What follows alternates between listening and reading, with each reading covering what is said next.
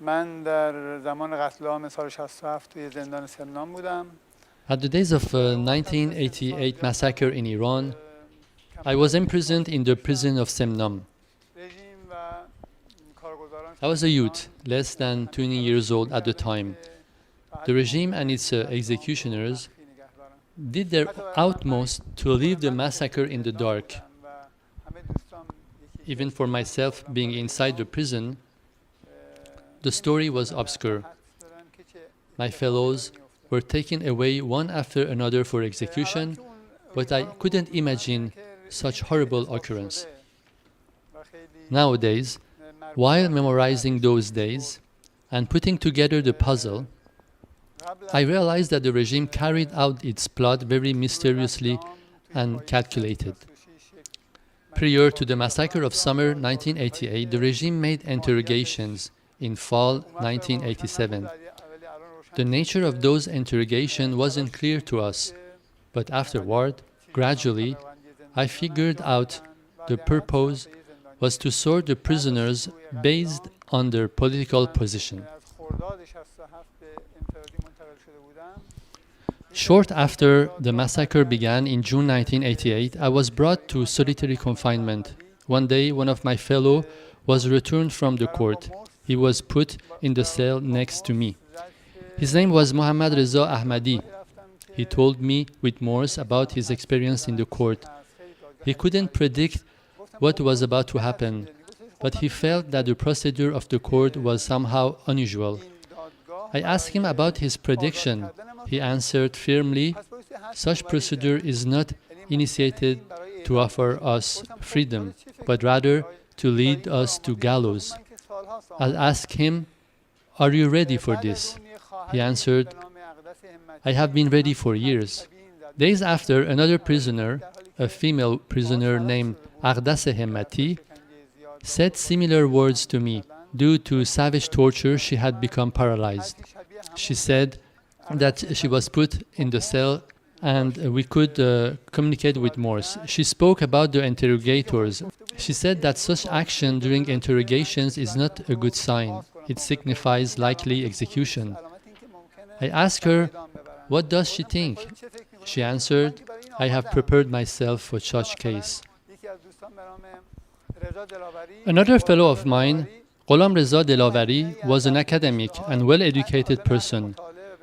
Through the years in prison, he had gathered a bundle of his own handwritings.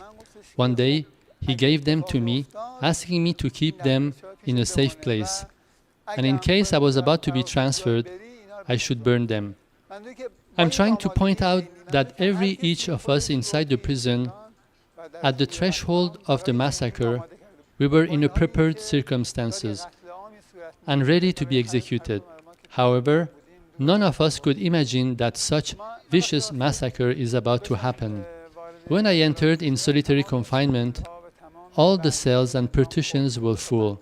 There were 2 partitions, actually 2 long easels, all filled with chock-full solitary confinement. On December 1989, when I was transferred to Evin prison, from Evin prison to Semnan, all the cells were empty, meaning, except me and 2 other persons, all of those prisoners had been executed. This aside, I'd like to tell another fact. I'd like to talk about the kids who were being executed. One was named Ahmad Safari, a teacher who had a little kid of 4 years old at the time. Ahmad truly had no guilt. He was just a teacher who also was a supporter of the MEK. They took him to execution. When I got out of prison after 13 years, I saw the effects of those crimes on the families out there. For example, I mentioned Mohammad Reza Ahmadi, which we had spoken after returning from the court. He told me that his mother, 2 years after the execution, every Tuesday would travel 100 kilometers from Garmsar to Semnan for visitation, meaning she had never believed the execution of his son, since they gave her no gravestone, no corpse, and no information indicating the execution of her son.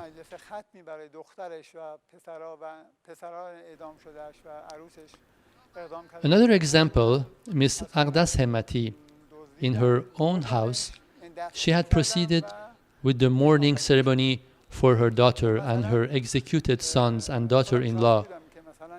Later on, they abducted her, and she disappeared ever since.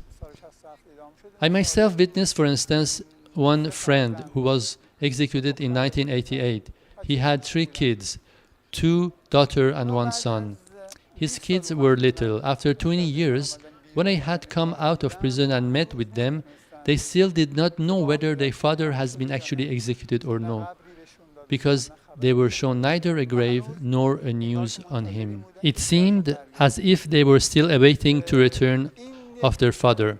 This is just a painful actuality, that the massacre of the prisoners is more of a continuous crime which still goes on, than just a massacre for eradication of the prisoners, meaning the families of the survivors of the massacre are still experiencing it, because there are no evidence or documents to show whether their kids have been executed, under what circumstances they might have been executed, and whether there are any remainings.